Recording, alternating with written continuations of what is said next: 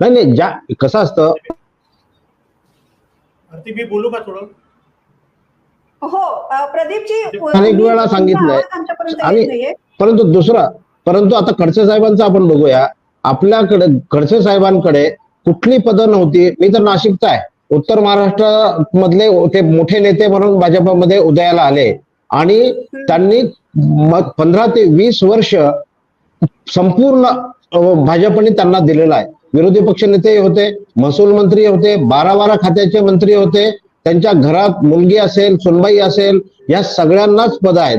सगळ्यांना प्रत्येक वेळी प्रत्येक गोष्टीचा सन्मान झाला. परंतु झिरो टॉलरन्स अगेन्स्ट करप्शन, ऐका ऐका ऐका ऐका झिरो टॉलरन्स अगेन्स्ट करप्शन या विषयाच्या अंतर्गत, या विषय नाही माझं, तुम्ही फक्त प्रश्नच निर्माण करणार आणि ऐकणार नसाल तर चालणार नाही. त्यामुळे खडसे साहेबांनी जे काही त्यांच्या हाताने केलेलं आहे त्याचे परिणाम त्यांना भोगावे लागले. हा अतिशय स्पष्ट भाजपचा विचार आहे. याच्या पलीकडे काय सांगणार आपण? एक सांगतो फक्त, त्यांनी तर पंकजा मुंडेचा उल्लेख केला की त्यांना राष्ट्रीय नेते आहेत, राष्ट्रीय जबाबदारी आहे वगैरे. पंकजा मुंडे या मध्य प्रदेशच्या को इन्चार्ज आहेत, हे आपल्याला माहिती आहे का? मध्य प्रदेशची अख्खी निवडणूक झाली, पंकजा मुंडे एकही दिवस तिकडे गेलेल्या नाहीत. नाही, जाऊन आलेले आहेत. त्यांच्याकडे मध्य प्रदेशची जबाबदारी असताना त्या प्रचारामध्ये कुठेही नव्हत्या, ना प्रचाराच्या आखणीमध्ये होत्या, ना सभेमध्ये होत्या. पंकजा मुंडे कुठेही नव्हत्या. आणि अन्याय झाला हे मीडिया सांगत नाहीये, हे पंकजा मुंडे स्वतः सांगतायत. त्या म्हणतात महाभारताचं युद्ध लढलंय, मी पांडव आहे, समोर कौरव आहे. हे पंकजा मुंडेचं वाक्य आहे, आमचं वाक्य नाही आहे. आम्ही फक्त ते रिपोर्ट केलेलं आहे.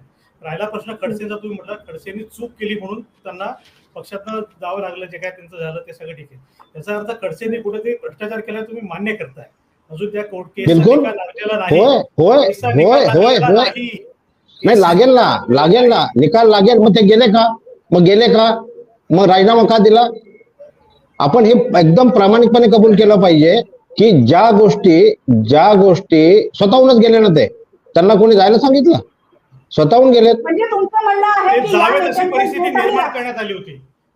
असं नसतं राजकारणामध्ये अशा परिस्थिती अनेक वेळा येत असतात. परंतु त्यावेळी खंबीरपणे उभे राहणारे खडसे साहेबच होते आधी.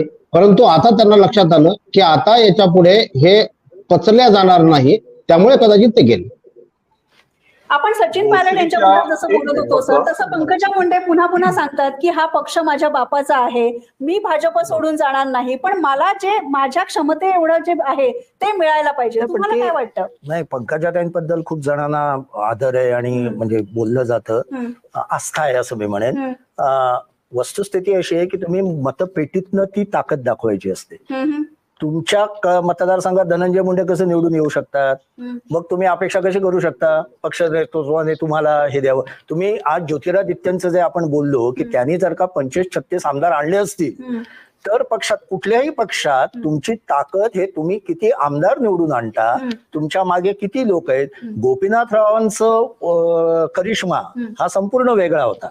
तो जवळपास म्हणजे महाराष्ट्रभर पसरलेला होता. जे तारेने सांगितलं ते अगदी बरोबर आहे की देवेंद्र फडणवीसांचा या पद्धतीचा नाहीये, पण तरी सुद्धा 105 जागा आज भारतीय जनता पक्षाला मिळत आहेत. आणि तिथे जसं ज्योतिरादित्य किंवा अन्य लोकांना बरोबर घेऊन, वेगवेगळे नेते घेऊन मध्य प्रदेश, राजस्थानात भाजपला स्पष्ट बहुमत मिळता आलेलं नाहीये ना. म्हणूनच त्यांनी जे बेरजेचं राजकारण केलं आणि त्यातनं जर का हे निकाल जे दाखवतायत त्यातनं फायदा होत असेल तर ते महाराष्ट्रात रिफ्लेक्ट होऊ शकतं. हा एक भाग.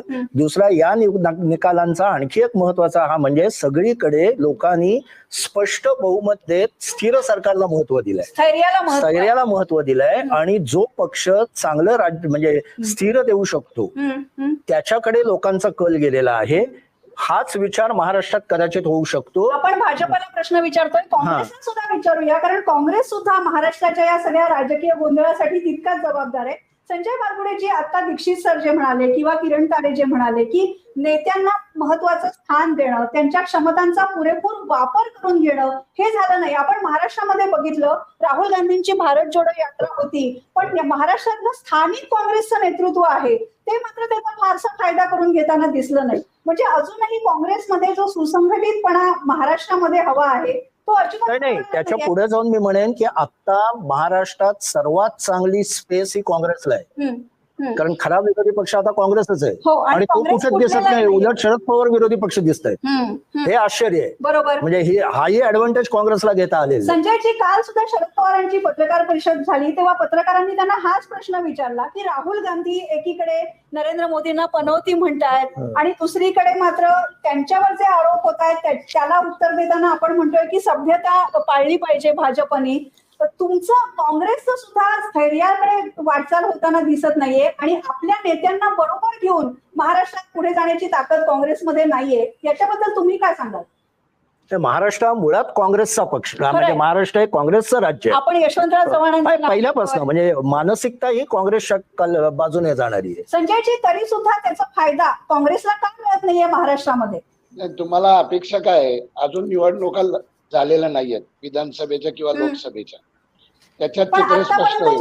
आता ग्रामीण निवडणुका झाल्या नाही, आता ऐका ना, ज्या अलीकडच्या काळात तुम्ही प्रश्न अलीकडच्या काळातला विचारताय, मागचा विचारत नाहीये. अलीकडच्या काळामध्ये ज्या ग्रामपंचायतीच्या निवडणुका झाल्या त्याचे निकाल बघा तुम्ही आणि त्याच्यामध्ये 100% भाजपा काँग्रेसने किती यश मिळवलंय ते बघा. नाही मध्ये बोलू नका केसकर. तुम्ही जे आता म्हणले ना 100% भाजपला यश मिळालेलं आहे या निवडणुकांमध्ये. अहो, बोलायला काय होतंय? त्यांचे पंतप्रधान येऊन महाराष्ट्रामध्ये भाषणामध्ये म्हणतात की अजित पवारांनी 70,000 कोटीचा घोटाळा केला आणि 3 दिवसांनी त्यांना उपमुख्यमंत्री करतात. हे लोकांनी पाहिलेलं आहे महाराष्ट्राची जनतेने. महाराष्ट्राची जनता सुज्ञ आहे आणि त्याच्याही पुढे जाऊन सांगतो, या ठिकाणी गद्दारांना स्थान नाही. मी त्याच्याकडे आकडेवारी जरा तुम्ही बोलत असताना आकडेवारी काढली. हे बघा, 80 साली शरद पवारांबरोबर 52 लोक होते, त्यातले 40 लोक काँग्रेसमध्ये आले. आज त्यांचं कुठं नामोनिशाण आहे का? नाही.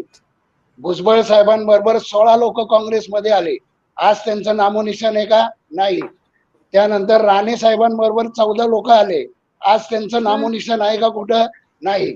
आणि म्हणून आता जे हे भारतीय जनता पक्षामध्ये जे लोक बरोबर गेलेले आहेत त्यांच्यासोबत, त्यांचा निकाल महाराष्ट्रातली जनता येत्या निवडणुकीमध्ये निश्चितपणे लावल. कारण हा महाराष्ट्र असा आरोप आहे की त्यांचा निकाल लागेल आणि तुम्ही तर अजितदादांना सोबत घेतलं, आधी एकनाथ शिंदेचा गट आणि शिवसेना आमचीच असा सुद्धा दावा केला. हे महाराष्ट्रातल्या जनतेला फारसं पटलेलं दिसत नाहीये आणि तरी सुद्धा भाजपला बेडजेचं राजकारण म्हणत हा सगळा गोंधळ भाजपने सुद्धा निर्माण केलेला आहे. त्याच्यावर तुमची काय प्रतिक्रिया? अहो, गडकरींचं भाषण परवा, गडकरींचं पुण्यातलं भाषण बघा की बाहेरच्या लोकांना भारतीय जनता पक्षामध्ये घेऊ नका, पक्षाची इमेज खलास होती. गडकरी बोलतायत, मी नाही. आपण मी चर्चेच्या सुरुवातीलाच मी म्हणालो होतो की हे मोदीजींच्या विकास कार्याचं यश आपल्याला या निवडणुकीच्या निकालात दिसतंय. तोच विषय महाराष्ट्रामध्ये सुद्धा दिसणार आहे. त्यामुळे हा गट का तो गट याच्यापेक्षाही जास्ती महत्वाचा आहे मोदीजींची विकास यात्रा आणि संकल्प विकास यात्रा. त्यामुळे मला असं वाटतं की हे जे काही प्रेडिक्शन आहे ना आपलं, की या गटाने काय होईल, त्या गटाने काय होईल, देश बदल रहा है आणि मोदी की गारंटी चल रही है. या ठिकाणी मोदी की गारंटी हा विषय फार महत्वाचा आहे. हा सोडून आपण चालणार नाही. नाही, मोदीची गॅरंटी हा बरोबर आहे आणि ते अनेक सर्व्हे पण दाखवतात, इंडिपेंडंट सर्व्हे दाखवतात. मूड ऑफ द नेशन मध्ये मोदींची लोकप्रियता 60% वर आहे आणि राहुल गांधींची 20% आहे. कुठलाच नेता हा नाकारत नाहीये. ते सर्व्हे म्हणून आपल्याला आवडत न आवडत मोदी, लोकांना आवडत आहे ती फॅक्ट आहे. महाराष्ट्रात जेव्हा उद्धव ठाकरेंनी वेगळी चूल मांडली ती जनतेला आवडली नाही असं व्यक्तिगत माझं मत आहे. अशासाठी महाराष्ट्रात हा जो गोंधळ चाललेला आहे त्याला सर्वस्वी जबाबदार शिवसेनेचं धोरण होतं. नाहीतर महाराष्ट्र पूर्ण बहुमताचा दिला होता, हा काही गोंधळ आलाच नसता. मात्र पुढे भाजपने ज्या पद्धतीने शिवसेनेला उखडून टाकायचा प्रयत्न केला किंवा शरद पवारांना बरोबर घेऊन आपले अजितदादांना बरोबर घेऊन ज्या पद्धतीने राजकारण केलं ते जनतेला कितपत मान्य होईल हे आपल्याला पुढच्या निवडणुकीत कळेल. मला जो काँग्रेसला विचारायचं होतं की गेल्या 1.5 वर्षात इतक्या वेळा या सरकारला एक्सपोज करण्याची संधी असताना अजितदादा जर का भ्रष्ट होते तर तुम्ही एक्सपोज करा आता त्यांना. तुम्ही का नाही विधानसभेत आणि अनेक पटोले पत्रकार परिषद घेणं वेगळं आणि रेड्डी तेलंगणामध्ये रेड्डी काय करतात ते बघा. ते केसीआर, केटी रामाराव यांच्यासारखं या पद्धतीने काम काँग्रेस पक्ष महाराष्ट्रात करताना दिसत नाही. उलट आता प्रमुख विरोधी पक्ष म्हणून त्यांना सर्वात जास्त स्पेस आहे, संधी. असं मला हा माझा मुद्दा आहे. संजयजी, विरोधी पक्षाची भूमिका दिसते जेव्हा राहुल गांधी भारत जोडो यात्रा करतात किंवा काही नेते त्यांच्या राज्यांमध्ये यश मिळवताना दिसतात, पण महाराष्ट्राच्या राजकारणामध्ये काँग्रेसचे नेते काय भूमिका आहे, काँग्रेसचं काय नेतृत्व असणार आहे?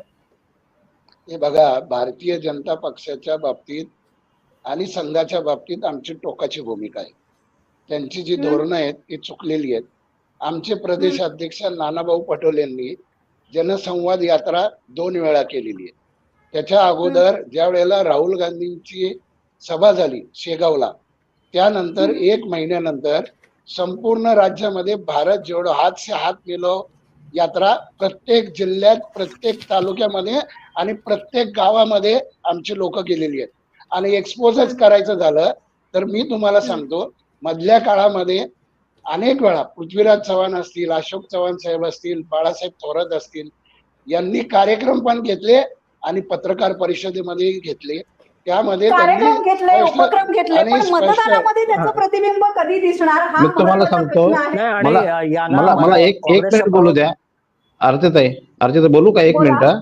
असं आहे की राहुल गांधींचं भारत जोडो यात्रेचं एवढं वर्णन चालू आहे, त्यांचे मोहब्बतच्या दुकानचं काय झालं? मोहब्बतचे दुकान सुरू केले होते ना, मग त्याचं झालं काय नक्की? कारण मुस्लिम लांगुल चालन त्यांना भोवलेलं आहे, मुस्लिम लांगुल चालन त्यांना भोवलेलं आहे. हे आवर्जून आपल्या बोलण्यात कुठेच विषय आला नाही, परंतु हा प्रभू रामचंद्राचा आशीर्वाद आणि त्यांना मात्र मुस्लिम लांगुल चालन भोवलं, ह्याचा निष्कर्ष आपण काढलाच पाहिजे. मी मध्ये बोलतो. नाही, एक मिनिट ऐका आरती, 1 मिनिट ऐका. जाऊया. हॅलो आरती, 1 मिनिट ऐका माझं. हे जर ते विषय काढायला लागले ना तर माझ्याकडे पुराव्यासहित आहे. यांच्या लोकांनी पुण्यामध्ये काय काय केलंय राम मंदिराच्या आणि याच्या बाबतीत आणि गणपती मंदिरांच्या बाबतीत, आणि ते पोलीसच्या रेकॉर्डवर आहे. करा ना एक्सपोज करा. तुम्ही विरोधी पक्षात आहात संजयजी, तुम्ही विरोधी पक्षात आहात, तुम्ही एक्सपोज करा. कशाला फाईलमध्ये ठेवता? फाईलमध्ये कशाला ठेवता? राजस्थानमध्ये जाऊन बघा, शिवाजी राजस्थानमध्ये जाऊन माहिती घ्या. या निवडणुकीचं वैशिष्ट्य सगळेच पक्ष प्रो हिंदू आहेत. कमलनाथ यांनी तर संपूर्ण म्हणजे नाईलाजानी आहे. त्यांना आम्ही चुनावी हिंदू म्हणतो. फक्त इलेक्शन आल्यानंतर हिंदुत्वाचा त्यांना पुळका येतो आणि भाजपने आपली लाईन कधीही सोडलेली नाही किंवा लपवलेली नाही. कमलनाथ आणि बाघेल यांनी तर रामाचा जो वनवासातला श्रीरामाचा प्रवास आहे तो मार्ग आम्ही प्रवासी काय डेस्टिनेशन हे करू अशा पद्धतीने दिले. अयोध्येला जाण्याचे फुकट नेण्याचे अमित शहा पासून सर्वांनी दिलेली आहे. कमलनाथ तर स्वतःला हनुमान भक्तच म्हणायचे, म्हणजे ते सांगतच होते. त्यामुळे हिंदुत्व या मुद्द्यावर आता सर्व पक्ष एक आले, इन्क्लुडिंग ऐका. सगळ्यात महत्वाचं, भारतीय जनता पक्षाच्या प्रवक्त्यांना ही कल्पना द्या, भारतीय जनता पक्षाच्या प्रवक्त्यांना ही कल्पना द्या की राम मंदिराचा मुद्दा स्वातंत्र्यपूर्व काळापासून चालू होता. तो मॅनिफेस्टो मध्ये 89 साली आला आणि त्याच्यानंतर तो गायब झाला आणि तो पुन्हा 96 साली आला. आपले प्रेक्षक जो प्रश्न विचारतायत ना, हा फार महत्वाचा प्रश्न आहे. आपण दयाशंकर मिश्रांकडे जाऊया. दयाशंकर जी, हमारे व्यूअर्स जो है वो पूछना चाहते हैं कि मंदिर पॉलिटिक्स जो है वो हिंदुत्व है, उसका कितना इम्पैक्ट हुआ मध्य प्रदेश में और राजस्थान में भी? जी, मैं एक बात उस पे आने से पहले मध्य प्रदेश के बारे में आपको बताना चाहता हूं कि वहां पर अभी थोड़ी देर पहले तक कुछ जगह पर 2 से 6 या 8 राउंड तक ही जो है वो काउंटिंग पहुंची है और 2000 से कम जहां पर मार्जिन है वो 62 सीट्स हैं. तो अभी थोड़ा ध्यान रखना पड़ेगा. हमने पहले भी देखा है. तो अभी जो संजय जी, जितना मैं समझ पा रहा था, वो जो बात कह रहे थे वो थोड़ा हमको ध्यान में रखना पड़ेगा. मेरे पास जो अभी डेटा आया है वो आया है कि 2000 से कम मार्जिन में 62 सीट्स हैं.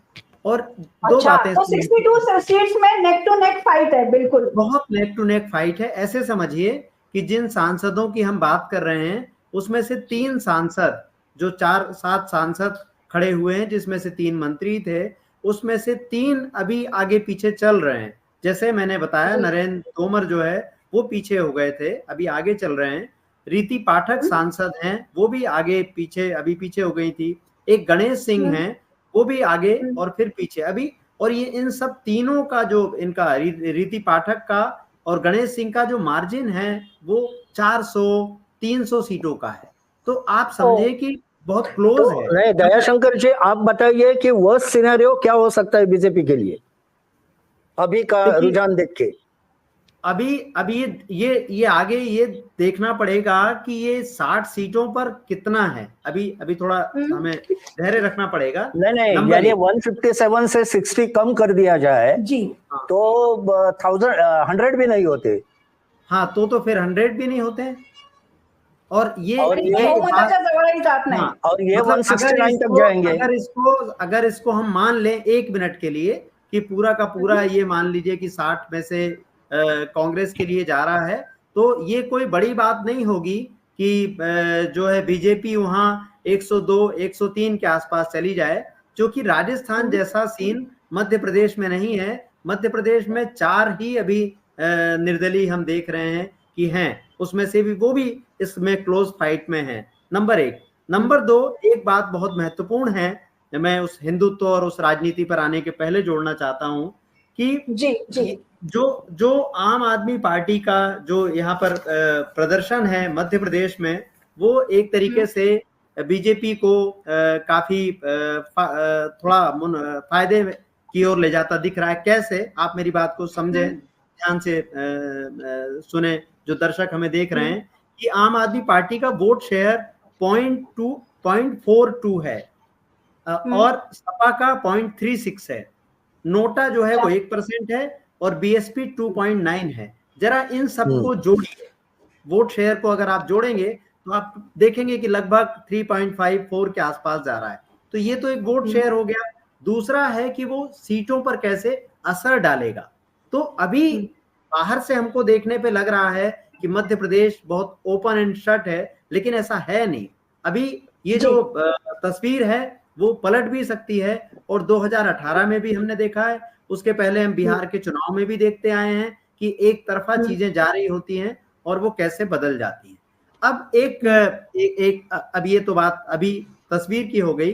अब एक बात हम हिंदुत्व की करते हैं, और जो अभी माफ कीजिएगा मेरी मराठी मैं बिल्कुल नहीं समझ पा रहा हूँ, लेकिन जो मैं समझ पा रहा हूँ या जो बात समझ पा रहा हूँ, जो मैंने प्रदीप जी को सुना, संजय जी को सुना या प्रशांत जी को सुना, तो मेरी बात बिल्कुल एकदम साफ है कि 2 बातें समझनी जरूरी है। एक है कि कोई देवी देवता की पूजा कर रहा है, सबको अपने अपने, हिंदुस्तान में हम जानते हैं, भारत में हम जानते हैं कि हमारा संविधान सबसे बड़ी किताब है। मेरी अपनी जो समझ है वो ये कहती है कि संविधान से बड़ी कोई भी किताब नहीं है। तो जो संविधान में लिखा है वही सबसे मूल बात है। संविधान में क्या लिखा है? संविधान में लिखा है कि सभी को अपने धर्मों की उपासना करने की शक्ति प्राप्त है। राजस्थान में और मध्य प्रदेश में हमने देखा कि बीजेपी ने विकास को थोड़ा एक तरफ शिफ्ट कर दिया, वेलफेयर को एक तरफ शिफ्ट कर दिया। आप प्रधानमंत्री के भाषण देखिए राजस्थान में, तो वो क्या कह रहे हैं? वो कह रहे हैं कि जब आप बटन दबाइए तो ऐसे दबाइए कि जो है बजरंग बली का नाम लेके, जो कर्नाटक में हुआ था। आप देखें कि अगर संवैधानिक पद पर बैठे व्यक्ति इस तरह से टिप्पणी कर रहे हैं तो वो सीधे तौर पर सांप्रदायिकता को कहीं ना कहीं एकदम स्पष्टता से सांप्रदायिकता को वो एक संवैधानिक दर्जा दे रहे हैं। ये बहुत महत्वपूर्ण बात है। कहीं भी भाजपा सांप्रदायिकता के मामले में पीछे हटते नजर नहीं आती है। ये एक खतरनाक बात है। जीत हार एक अलग बात है, लोकशाही में जीतना हारना एक अलग चीज है, लेकिन ये बात समझनी जरूरी है कि आखिर प्रधानमंत्री और बीजेपी के नेता पूरे चुनाव में सांप्रदायिकता को कैसे आगे रखते हैं। एक बात महाराष्ट्र, ये तो मुद्दा है। मैं किरण तारे की तरफ जाना चाहूंगी। महाराष्ट्र की बात आप कर रहे थे। एक मिनट में सबमिट कर लूं। एक बात, मैं महाराष्ट्र के दर्शकों से शायद पहली बार जुड़ रहा हूं। एक बात मैं बहुत विनम्रता से कहना चाहता हूं। मेरी एक किताब अभी आई है, जो किताब 10 सालों के इतिहास पर है और कैसे विपक्ष स्ट्रगल कर रहा है इस पर है। इसका महाराष्ट्र से क्या संबंध है मैं ये बताना आपको चाहूंगा। जो 10 सालों में सांप्रदायिकता, दुष्प्रचार और तानाशाही पर ये किताब है। मेरे को सबसे ज्यादा पूरे देश में अगर कहीं सबसे ज्यादा पाठक मिल रहे हैं तो वो महाराष्ट्र से हैं। तो मैं महाराष्ट्र पर आपकी बातचीत जितनी सुन पाया, ये मेरे लिए बहुत आश्चर्य की बात है क्योंकि ये किताब मराठी में नहीं है, लेकिन बड़ी संख्या मेरे पास लातूर से लेके, पूना से लेके और महाराष्ट्र के अलग अलग जगहों से पाठक आ रहे हैं और वो हिंदुत्व पर, इस किताब में बहुत महत्वपूर्ण बात सांप्रदायिकता पर है और हिंदुत्व की राजनीति पर है। तो वो पढ़ना चाहते हैं, जानना चाहते हैं। लोकशाही अलग बात है, जीत हार एक अलग बात है, लेकिन देश में संविधान और लोकतंत्र सबसे महत्वपूर्ण। जी दयाशंकर जी, हमारे पास समय की थोडी कमी है। आपण आता अगदी शेवटच्या टप्प्याकडे येतो। एकच मुद्दा महत्वाचा आहे ज्याच्यावर कदाचित तारे बोलतील की या निवडणुकीने असं दाखवलंय की घराणेशाही चालत नाही। फार्म हाऊस मुख्यमंत्री म्हणून केसीआर यांची काँग्रेसने टीका केली, आपल्याकडे मातोश्रीचे मुख्यमंत्री, माजी मुख्यमंत्री अशी टीका सुरू आहे, तिकडे गद्दारांची टीका झाली, आपल्याकडेही ते सुरू आहे। तर या दृष्टीने या निवडणुकीवर लोकांची मतं ऐकायला आपल्याला आवडेल। बरोबर, पण सर एक महत्वाचा मुद्दा आहे, लोकसभेवर त्याचा काय परिणाम होईल हे जरा चित्र स्पष्ट झाल्यावर कळेल। पण दुसरा मुद्दा जो होता तो इंडिया विरुद्ध भारत याचा, तर आपण विधानसभा निवडणुका जर बघितल्या किरण तारेजी, तर याच्यामध्ये कुठेही इंडिया म्हणून विरोधी पक्ष लढलेले नाहीयेत। अगदी मध्य प्रदेशमध्ये सपा आणि काँग्रेस मधले मतभेद आपल्याला बघायला मिळाले आणि विरोधकांची एकजूट म्हणून काही वेगळे पक्ष लढतायत असं दिसत नाही। तर या निवडणुकीचा इंडियाच्या मनोबलावर आणि भारत म्हणजे एनडीएच्या मनोबलावर सुद्धा काय परिणाम होऊ शकतो? नक्कीच आता जे आपल्याला ट्रेंड दिसत आहेत हे समजा कायम राहिलेत आणि हे निकाल असेच कायम राहिले तर नक्कीच एनडीए आघाडी जी आहे भाजपच्या नेतृत्वाखाली त्यांना फार मोठं बळ मिळालेलं आपल्याला बघायला मिळेल। याच्या उलट इंडिया ब्लॉक जो आहे ज्याच्यामध्ये काँग्रेस हा सगळ्यात मोठा पक्ष आहे, त्या काँग्रेस पक्षाची बार्गेनिंग पॉवर याच्यामध्ये प्रचंड कमी होणार आहे। म्हणजे रिजनल पार्टीज, ममता बॅनर्जींचा पक्ष असेल, नितीश कुमार यांचा पक्ष असेल किंवा अगदी आम आदमी पक्ष असेल, त्यांच्या मताला किंवा स्टॅलिन यांचा पक्ष असेल, डीएमके असेल, त्यांच्या मताला जास्त महत्व येणार आहे। काँग्रेस आपल्या मर्जीप्रमाणे तिकिटांचं जागा वाटप करू शकणार नाही लोकसभा निवडणुकीसाठी म्हणून।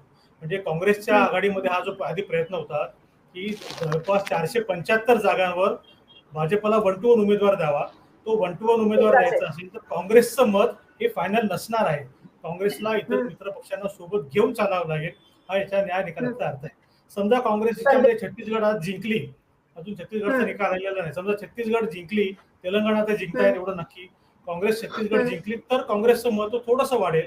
मात्र मध्य प्रदेश आणि राजस्थान पण तिथेही भाजप अजून आघाडीवर आहे, छत्तीसगडमध्ये भाजप अजूनही आघाडीवर आहे। पण छत्तीसगड जरी समजा काँग्रेस जिंकली तरी राजस्थान आणि मध्य प्रदेश ही मोठी राज्य आहेत, तिकडे अनुक्रमे 25 आणि 29 जागा आहेत लोकसभेच्या, जवळपास 50 ते 60 जागा या पट्ट्यातनं येतात। त्यामुळे काँग्रेसला या पट्ट्यामध्ये आपलं मनमानी करता येणार नाही। राहिला प्रश्न महाराष्ट्राचा, तर महाराष्ट्रामध्ये ऑलरेडी सगळ्या पक्षांची खिचडी झालेली आपण बघतो आहोत। इथे इंडिया आघाडी आणि एनडीए या दोन्ही पक्षांमध्ये, दोन्ही आघाड्यांमध्ये फार मोठ्या प्रमाणावर ध्रुवीकरण होणार आहे। कदाचित असं होऊ शकतं की एनडीए आघाडी जी आहे भाजपच्या नेतृत्वाखाली, त्या भाजपच्या नेतृत्वाला एक त्यांचं जागा वाटप होतं, त्यांनी परवा आपल्याला अजितदादांनी सांगितलं एक प्रकारे फॉर्म्युला कसा असेल, त्या दृष्टीने ते विचार करतायत। मात्र त्यांचा विचार सुरू असताना पलीकडची जी आघाडी आहे, काँग्रेस, राष्ट्रवादी काँग्रेस, शरद पवारांच्या नेतृत्वाखालची आणि उद्धव ठाकरेंचा पक्ष, त्यांचं मात्र अजूनही कुठेही आपल्याला जुळताना दिसत नाहीये। बरोबर, हा मुद्दा फार महत्वाचा आहे। प्रशांत दीक्षित सर, आपण आता शेवटाकडे जातो या युट्यूब लाईव्हच्या। आम्ही दिवसभर हे युट्यूब लाईव्ह करणार आहोत, पण आपण आता थोडासा ब्रेक घेऊया, चित्र अजून थोडं स्पष्ट होऊ द्या। पण प्रशांत दीक्षित सर, इंडियाचा जो मुद्दा आहे किंवा महाविकास आघाडीचा मुद्दा आहे, नाही, याच्यात काँग्रेसला जर का कमी जागा जशा दिसत आहेत तशा झाल्या तर इनडायरेक्टली इंडिया आघाडीचा फायदा होईल असं मला वाटतं आणि भाजपला त्रासदायक होईल। काँग्रेस डॉमिनंट नसेल तर प्रादेशिक पक्ष डॉमिनंट होतील आणि त्यांनी 1 to 1 नाही, प्रादेशिक पक्षांच्या समोर भाजप उभी राहते तेव्हा भाजपला माघार घ्यावी लागते आणि भाजप जेव्हा काँग्रेसच्या विरोधात उभी राहते तेव्हा भाजप विजयी होते, असा ट्रेंड दाखवतात। प्रादेशिक पक्षांना जास्त जागा मिळाल्या, काँग्रेसने माघार घेतली आणि त्यांना काँग्रेसने बळ दिलं, बंडखोरी केली नाही, तर अशा हा निकाल कदाचित इंडिया आघाडीला ज्याला म्हणतो फायद्याचाही ठरू शकतो। बरोबर, म्हणजे पुन्हा विचार करायला लावणारा असा असा, हा निकाल ठरू शकतो. आपण बघतोय की व्हॉट्सअपवर सुद्धा अजून काही प्रश्न येत आहेत आपल्याकडे, युट्यूबला बऱ्याचशा कमेंट येत आहेत. आपण शेवटचा मुद्दा पुन्हा एकदा आपच्या प्रवक्त्यांना विचारूया. किर्दत सर, तुमचं याच्याबद्दल काय म्हणणं आहे? कारण इंडिया आघाडीमध्ये केजरीवाल आणि काँग्रेस यांच्यामध्ये सुद्धा भरपूर मतभेद होताना दिसत आहेत. या सगळ्यांची सांगड तुम्ही कशी घालणार? आता इंडियाच्या संदर्भात जर बघितलं तर आता आपल्याला असं दिसतं की आता ही सेमीफायनल होती, त्यामुळे याच्यावरती चर्चा नव्याने होईल, नव्याने आघाडीमध्ये बैठका होतील इंडिया आघाडीमध्ये, हे महत्वाचं आहे. त्याचबरोबर मगाशी जो मुद्दा पुढे आला की प्रादेशिक पक्ष आणि त्यांच्या मागण्या आणि त्या पद्धतीचं काम ती राजनीती, याचं निश्चितपणे महत्व जनतेने पुन्हा अधोरेखित केलंय. आणि त्यामुळे आम आदमी पार्टी पण जे म्हणते की काम ती राजनीती, त्याच पद्धतीने केजरीवाल मोदींना सुद्धा यावेळेस गॅरंटी हा शब्द वापरायला लागला. आणि आपण मगाशी थोडेसे मुद्दे राहिले, त्याच्यामध्ये एक महत्वाचा मुद्दा की गॅस सिलेंडर असेल किंवा 100 रुपयामध्ये वीज बिल जे आहे ते 100 रुपयामध्ये वीज मोफत ही आश्वासनं यावं भाजपने सुद्धा दिली. त्याला रेवडी म्हणून म्हणत होते, यावेळी भाजपने ही आश्वासनं सर्व राज्यांमध्ये दिली. त्यामुळे एक लक्षात घ्यायला लागेल की या पद्धतीने जेव्हा राजकारण करतो आपण, तेव्हा इंडियाचं राजकारण वेगळं चेहरा घेऊन पुढे येईल आणि ही शक्यता खूप मोठी आहे. कारण या सगळ्यामध्ये जनतेच्या स्थानिक प्रश्नाच्या संदर्भामध्ये जागृती अधिक होते. यावेळेस हिंदुत्वाचा चेहरा जो आहे, तो जेव्हा पुढे येतो तेव्हा त्याच्या अगेन्स्ट प्रादेशिक जे प्रश्न आहेत आणि प्रादेशिक प्रश्नाबरोबर जी कल्याणकारी काम आहेत, याचं महत्व अधोरेखित केलं तर निवडणूक वेगळ्या पद्धतीने होऊ शकते. ही शक्यता निश्चित याच्यामध्ये दिसते. प्रादेशिक पक्षांना अजिबातच कमी लेखून घराणेशाही करून घेऊन चालणार नाही. घराणेशाहीचा मुद्दा आहे. आपल्याकडे वेळ कमी आहे, पण पुन्हा एकदा आम्ही 3 ते 5 या वेळेमध्ये सुद्धा विशिष्ट तज्ञांबरोबर येणार आहोत, ज्येष्ठ पत्रकारांच्या बरोबर येणार आहोत. पण शेवटचा शब्द भाजप आणि काँग्रेसच्या प्रवक्त्यांचा. भाजपच्या प्रवक्त्यांकडे आपण जाऊया. प्रदीपजी, हे सगळे बघता काय एक टेकअवे किंवा काय मुद्दा तुम्हाला सांगावा असं वाटतो? सगळ्यात महत्वाचं म्हणजे प्रत्येक राज्यामध्ये राज्याच्या नेतृत्वाने केलेलं काम, जे सत्तेत असताना किंवा विरोधी पक्षात असताना, त्याचबरोबर मोदीजींच्या कामावर म्हणजे डबल इंजिन की सरकार ही जनतेला पाहिजे. हे मात्र यातून दिसतंय की छत्तीसगडला सुद्धा आता बदलता ट्रेंड दिसतो आहे. मध्य प्रदेश आणि राजस्थान यामध्ये सुद्धा डबल इंजिन पाहिजे. त्यामुळे देशाचा आणि राज्याचा विकास होईल आणि मोदीजींवर विश्वास प्रकट केलेला आहे जनतेने. डबल इंजिन सरकार हवंय असं तुमचं म्हणणं आहे. संजयजी, तुम्हाला काय वाटतं?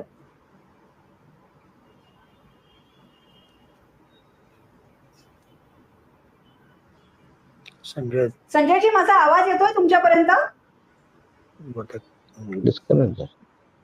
डिस्कनेक्ट. बहुतेक संजयजी आता या चर्चेमध्ये सहभागी नाही. पण दीक्षित सर, तुम्हाला काय वाटतं की हे जे म्हणतायत की डबल इंजिनचा फायदा होतो की स्थानिक नेतृत्व येणाऱ्या काळामध्ये कदाचित ईडी आणि सीबीआयचा वापर अधिक होऊ शकतो, ही शक्यता या सगळ्या राजकारणामध्ये. आपले प्रेक्षक पण तोच प्रश्न विचारतायत की ईडी आणि सीबीआयची काय भूमिका ह्याच्यामध्ये होती? ईडी आणि सीबीआयचा गैरवापर चाललाय, सर्वोच्च न्यायालयानेच म्हटलंय.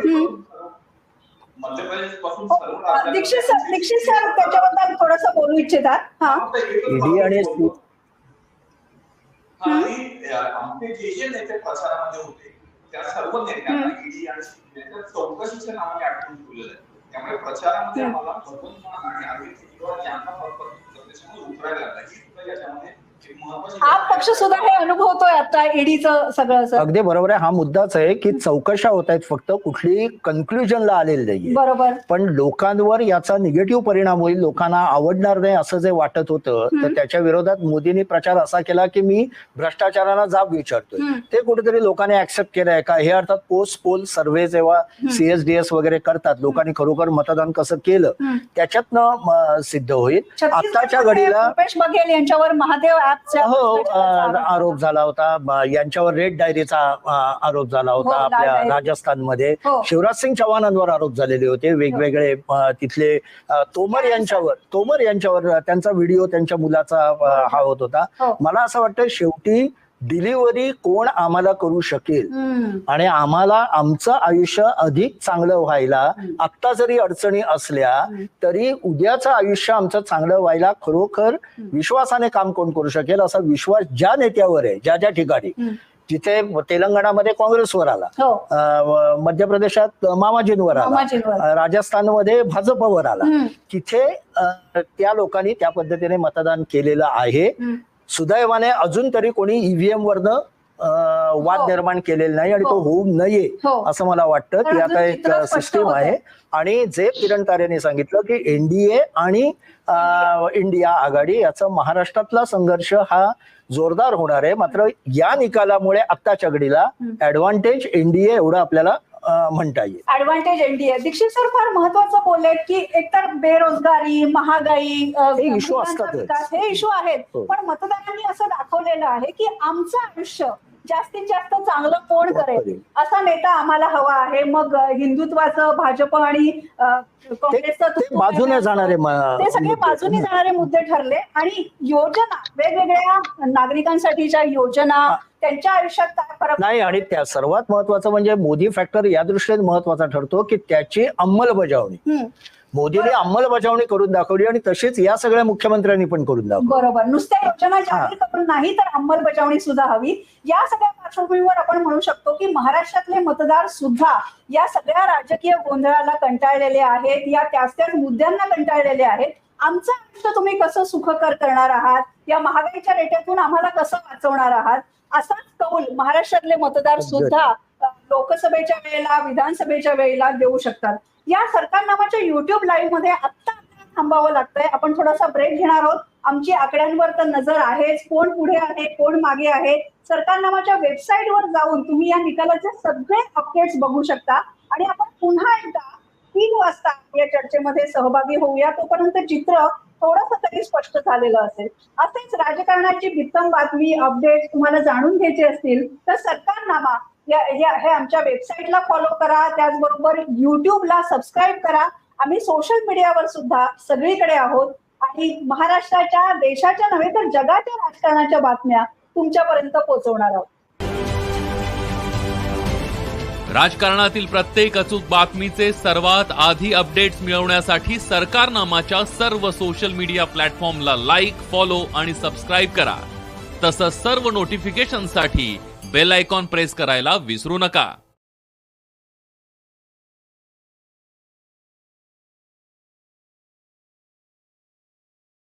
So we are going to have 7 temples here.